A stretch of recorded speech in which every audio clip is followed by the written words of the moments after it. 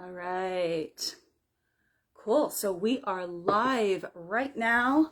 Yeah, happy 2023.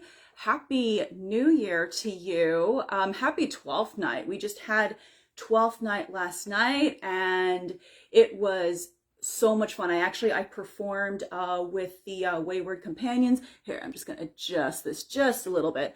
There we go. So yeah, cheers.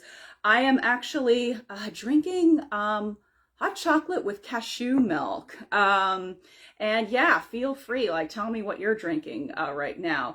But I'm actually, and this is a chocolate spoon too. So actually I am drinking some hot chocolate, like I said, with cashew milk.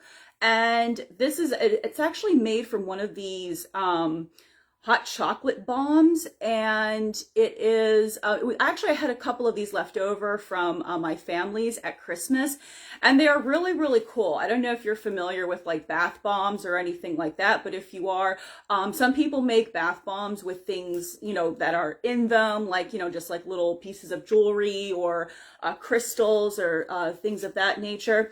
This kind of works the same way. What you do is, hold on, I'm just going to keep stirring this chocolate spoon to make my hot chocolate extra chocolatey.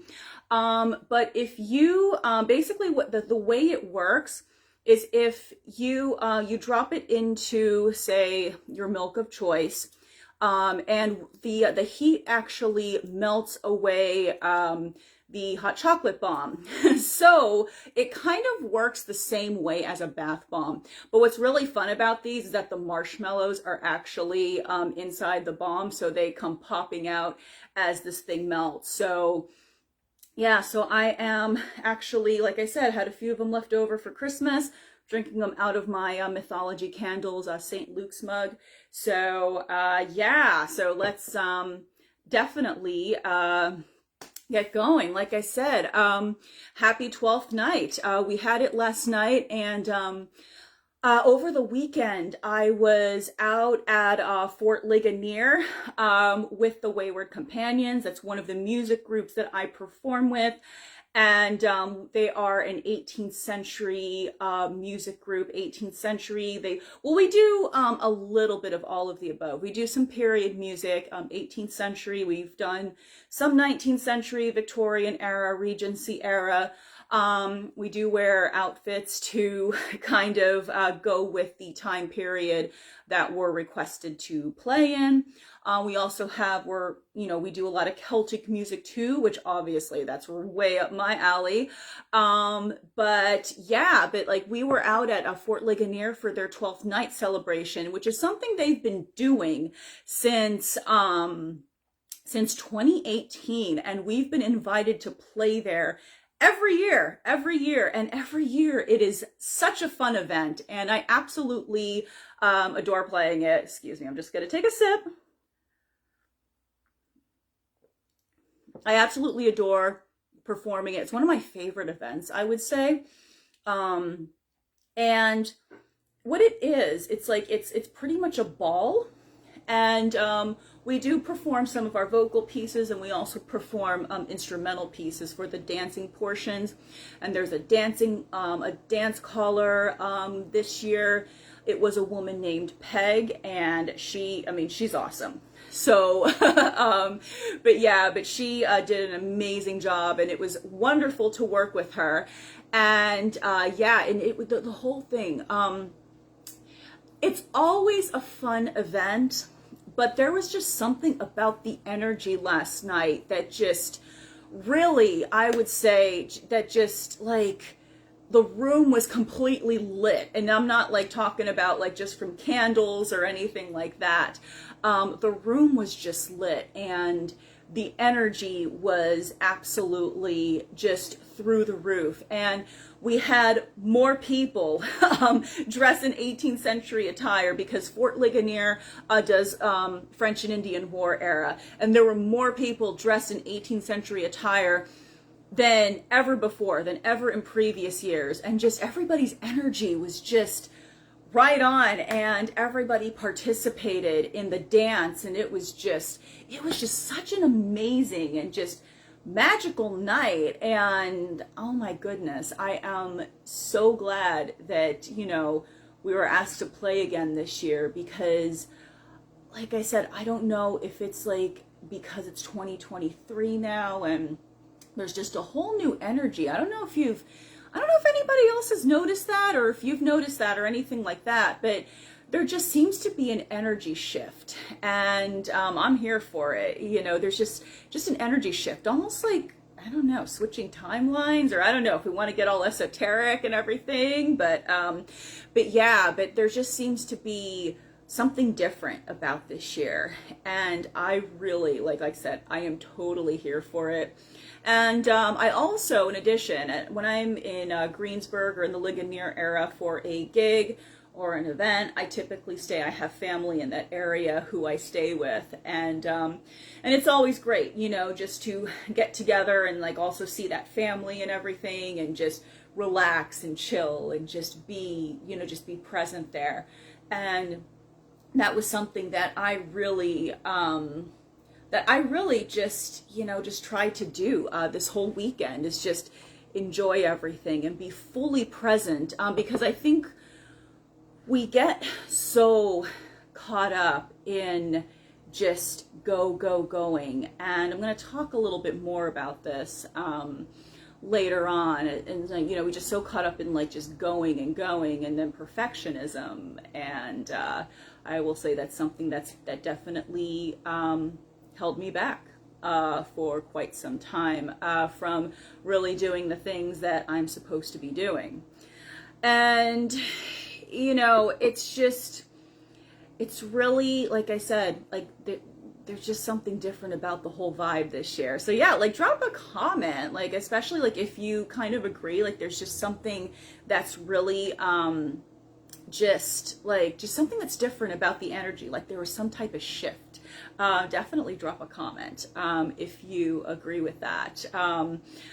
But what's really interesting, I love the whole concept of Twelfth Night, because Twelfth Night was actually the big celebration day in a lot of, throughout a lot of history. And a lot of, because today we put a big focus on Christmas, and that's our big celebration time.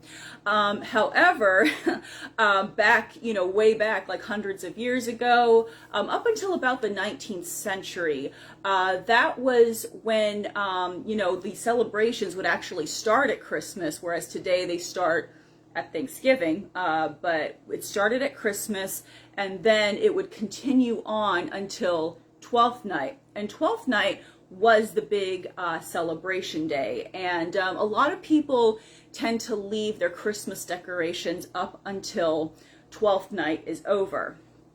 And so once Twelfth Night is over, a lot of people do then take down their Christmas decorations, because like I said, there are still some people that keep that tradition alive and all of that. But there are also, I did learn about, actually this weekend, about this other tradition, this other medieval tradition that a lot of people kept, was, because I tend to keep a lot of my Christmas and Yule stuff up until Twelfth Night. But I may actually start practicing this, at least with my my little Yule, makeshift Yule log, and anything evergreen that I have in my apartment, is keeping it up until February 2nd. Not all of my Christmas stuff, but like I said, just the stuff that involves evergreens and lighting candles, because February 2nd, there's a couple reasons for this. February 2nd is said to be the time of the turning of the wheel, when the seasons are going from the darkness to the light, from the darkness of winter, just the coldness of winter, to the warmth and the openness of spring. And it's actually said that if you keep some of your evergreens and your candles going up until February 2nd, when the wheel starts to turn into spring, you actually, not only is that good luck for you, and 12th night is also the luckiest night of the year, but not only is, if you do that till February 2nd, not only is that good luck for you, but, you know, you'll also have light to help see you through the winter, and you'll have light and warmth there. There's also a festival on February 2nd, called the Purification of the Blessed Virgin, and it's based on, now this is from what I learned about it, and if you know anything about it, maybe if I'm getting it wrong, just definitely, like, please let me know. But February 2nd, it's also the festival of the Blessed Virgin. I believe it's called the Purification, and really what it is it's based on an ancient Hebrew tradition where any woman who gave birth needs to be cleansed, because when you go through childbirth, there's a lot of blood, and that's said to be kind of like unclean or something like that. So there's that purification. So that's another reason why. But a lot of people in the medieval era, especially medieval Europe, they kept that tradition going, believing that leaving their evergreens and Yuletide, Christmas season candles up would bring them good luck, and also provide them with guidance, warmth, and light through the rest of the winter until the wheel starts to turn into spring. So I don't know, I just thought that was a very interesting piece of history that, like, I actually didn't know about that before. So I think, even though I'm going to take down, since 12th night has passed, I'm going to be taking down the rest of my kind of Christmassy stuff.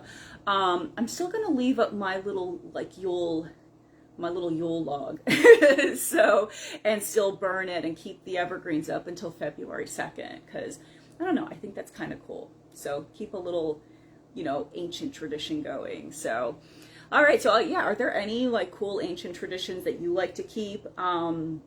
Whether it's it doesn't have to be for Christmas, it can be for any holiday, but yeah, but definitely let me know if there's any type of just different traditions that you like to keep.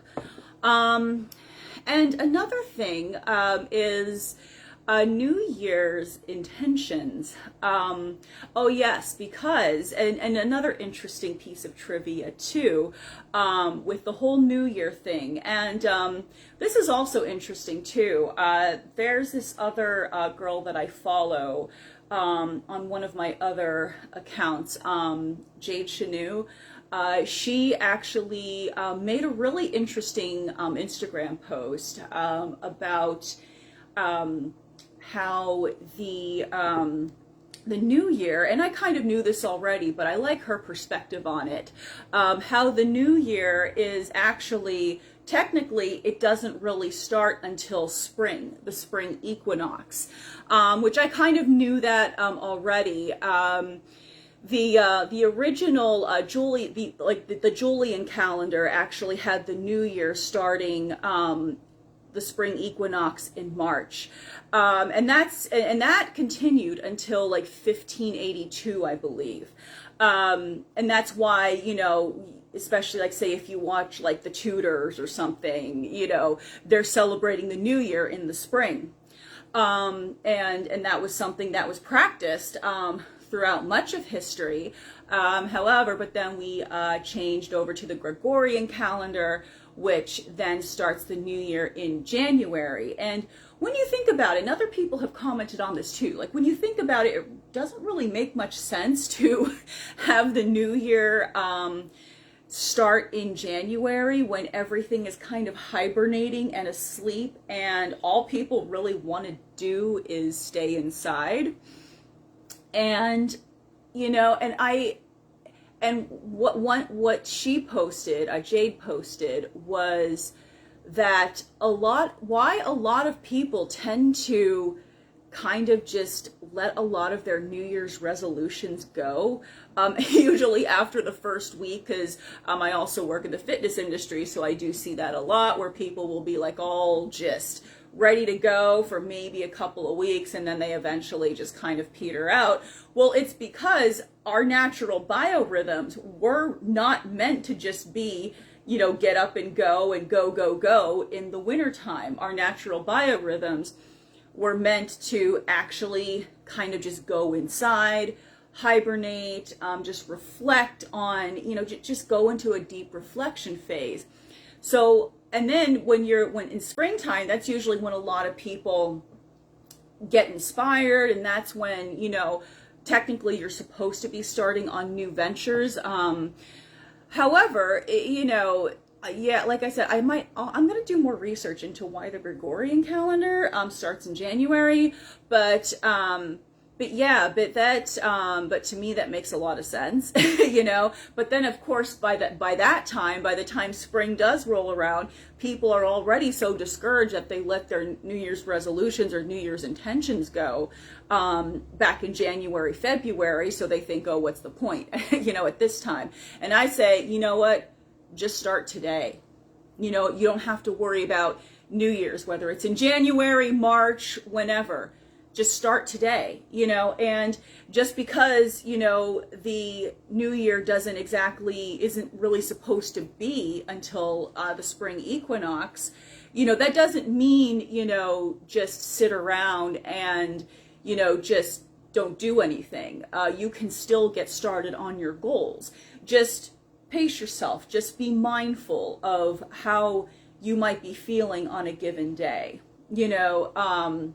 You don't have to just be going constantly. And I think that if people like maybe took that approach, like if it was maybe more common knowledge that New Year's isn't necessarily supposed to be until March, until the spring equinox, I do think that would give a lot of people more breathing room to accomplish what they need to accomplish.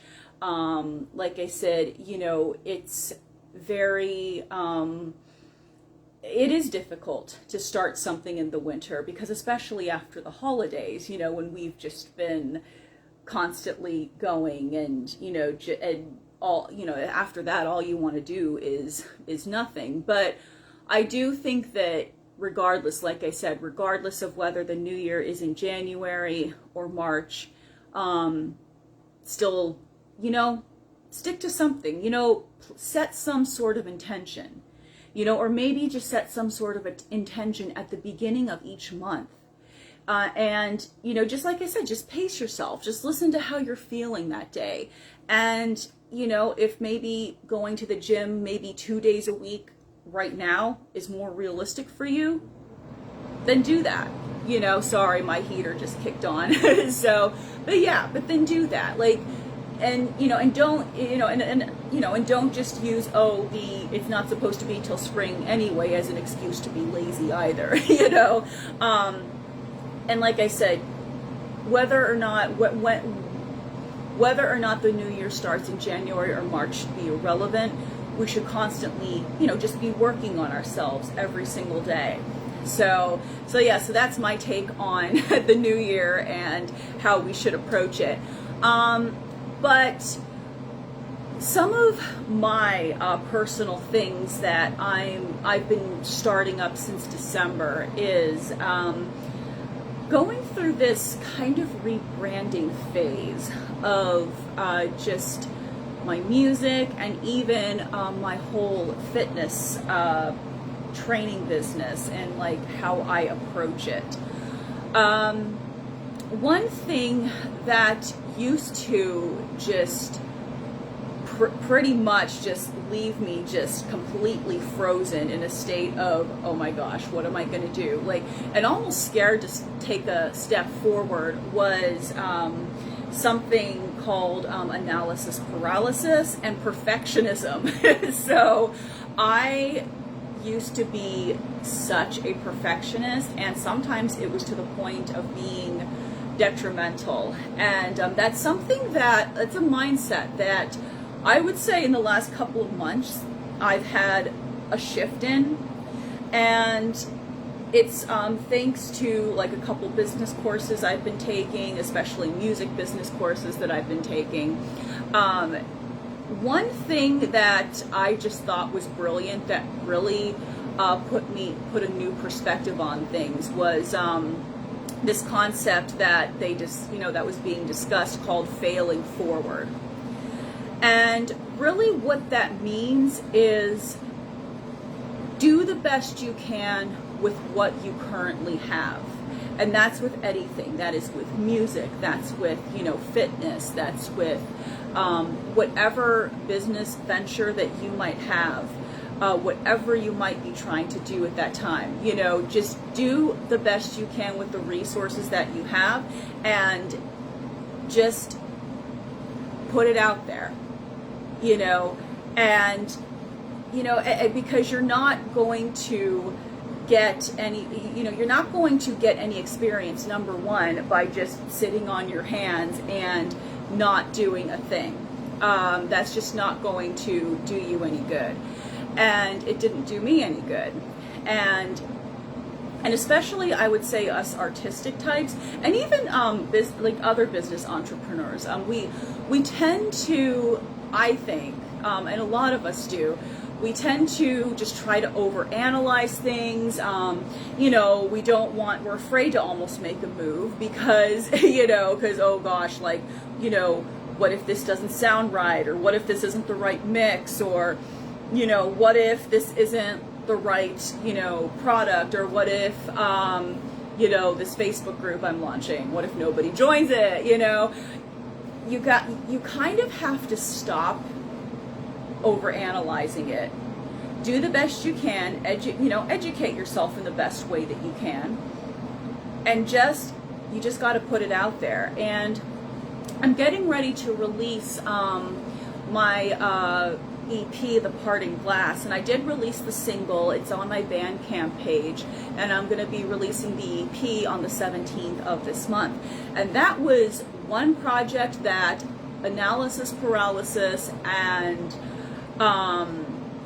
just really allowing myself to, like I said, allowing that to consume me, because it wasn't, because the mixing process, the recording process, it wasn't going perfect, or at least what I perceived as perfect. And I was literally, I was afraid to put it out. But you know what? Then it was at the end of last year where I was just kind of wait a minute, why don't I just, even if, say, maybe I wouldn't release it to Spotify or iTunes, that's why I have my Bandcamp page. My Bandcamp page is for all of my my releases, from the more professionally recorded to the more kind of me experimenting in, in my little home studio. That's what my Bandcamp is for. So why not just release it to my Bandcamp? And another thing, some of the tracks that I was going to have on it are recorded from my living room sessions. That that basically, they're not the most polished recordings, but you know what? People love them. They have this kind of cool, homey feel to them. Kind of sitting around a bonfire with friends and having a nice, yummy, warm beverage. That's what I tried to capture with the living room sessions, and that's what I could try to capture with this one. So why, instead of worrying about, oh gosh, it might not be the best, it might not be this big studio production quality, do the best I can with it right now, with what I have, and put it out there. And that piece of advice was a huge aha moment with me, because if you wait for everything to be absolutely perfect before releasing something, whether it's music or any other type of product, whether it's, anything, you'll never put it out, because even if you do have, say, a big studio production and it's the highest quality you can possibly get, there's still going to be some things that aren't 100% right, so no matter where you're at, don't, just just do the best you can with the resources that you have. And I know I sound like a broken record, but you know, but that's just something that really just kind of spoke to me. And don't let like other people intimidate you, like, because I know sometimes it's like you'll see, you might be around, like, because for me, I know sometimes I'd be around other people, and they would be listening to some people's recordings on, say, SoundCloud, and they would just be like, oh, you know, just kind of like mocking the person and being like, oh, that's such bad quality or whatever. And was it the best quality? No, but it's just like, but sometimes if you got to look at people like that, and it's like, okay, are they making music? 9 times out of 10, no. Or are they doing, not even music, are they doing whatever it is you want to be doing? No, okay? Number 1, do they have followers or people who like follow their work and admire their work? And are they, you know, making a living off of what they want to be doing? If your answer to all those questions is no, then why let anybody's opinion like that bother you? And, you know, and just, like I said, just move forward with it.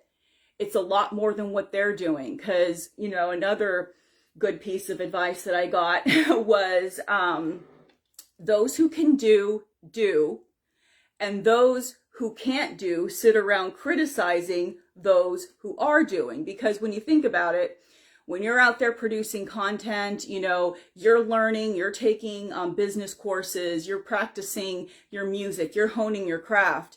You know, you don't have time to be sitting around, you know, criticizing other people, because, in fact, you shouldn't be, because you should be putting that focus on you and, you know, and just honing your skills and making what you're doing right now the best you can make it. And, you know, so people who aren't doing any of that, yeah, of course they're going to be looking out to like what everybody else is doing and looking for the smallest thing to criticize. And it doesn't matter if, like I said, it doesn't matter if you have the best production quality ever, if you have, you know, everything, you know, just going for you in that respect. They're still going to find something to criticize. I mean, like, look at some of like the bigger artists on bigger labels. I mean, you know, Lady Gaga still gets like people criticizing, which, so you're never going to escape it, you know, no matter what, you're never going to escape it. And, you know, the only thing you can do is, you know, and this is what I'm doing. I'm going to do the best I can with some of my smaller recordings. But then when time comes for me to start really recording my monstrosity of an album, the War of the Roses album, which is based off of Tudor and Plantagenet England. I'm really excited about it because I'm really making some headway with these demos, and I can't wait to share some of them. But you know, but I will be putting more money toward that and everything. So that's going to be definitely, because I would like that to be on a little bit of a grander scale. But yeah, but you know, next time you, like I said, if somebody is, you know, criticizing something that you're doing, or if you just see them not even criticizing what you're doing, but criticizing maybe another entrepreneur who's doing something similar to you, just be like, well, you know, just kind of look at, it's like, are they doing it? No. You know, are they, you know, like I said, they're not doing it. They're not making a living probably doing what they want to be doing, because if they were, they would be focusing on themselves. They wouldn't be worrying about what somebody else is doing. So I don't know, that's my little soapbox. And just because like that was just kind of like this big epiphany that I had back in like maybe November-ish. I was just kind of like, you know, yeah, why am I allowing, you know, the opinions of people who, at the end of the day, their opinions don't really matter in the first place, but I'm allowing them to kind of control what I'm doing. So, all right. So, but what I have coming up, I'm going to be doing, like I said, releasing my Parting Glass EP. I'm going to be doing a regular version as well as a deluxe version of it. And the deluxe version is always going to have some different, you know, just extras on it. So, but I'm really excited about that. I am revamping my website. I'm going with like a different, just like a different service than what I was using. So I'm really excited about that. The website is going to really reflect my kind of Gothic Celt culture, the culture for free souls, and what does being a Gothic Celt mean to you, my fellow Gothic Celts. But it's really going to reflect that, and I'm revamping my email list, and just everything's just getting a nice facelift this month. And I'll be releasing a new music video on Valentine's Day, the Gypsy Bride, which I did with my friend Chuck Austin, and another friend of mine, we're going to be doing that music video that's going to be released January. It's myself, Chuck Austin, and Cy, and it's going to be. I'm really excited about releasing it, and The Parting Glass is also getting a music video too, which will be released before the EP gets released. In fact, it'll be released next week. So, and then of course I'm working on my War of the Roses album, and there's going to be some other things coming up. I have some other music projects that I'm on. Wayward Companions, we're working on our 2023 calendar. Also, I'm doing a music project, a harp and voice project, with my friend Laura Mason Lockhart. She's a fellow Wayward Companion bandmate. So we're called Celtic Spirit. So I'm super excited about that. And there's going to be other things coming up, but those are some of the things that I can think of off the top of my head. So but I just wanted to pop on here really quick and just kind of do my first live stream for 2023. I'm really excited about what's to come, and I really do think, let's all just set that intention to just make this the best year that we can. Absolutely. So cheers, and I would gently rise and softly call good night, and joy be with you all. All right, cheers. I'll see you in the next live stream. The next one's probably going to be on my Instagram page. I'm going to try to kind of switch off going live on Instagram as well as here on Facebook. But they are all going to be cross-posted to my other platforms as well. It's just a question of where I go live, and I will be bringing back my tavern live streams to my Instagram. And then here I will be having these chats. I don't know if I'm going to call them something fancy like Hearthside chats or whatever, but I don't know. But but thank you so much for watching. Thank you for tuning in, and I'll see you in the next live stream. Cheers.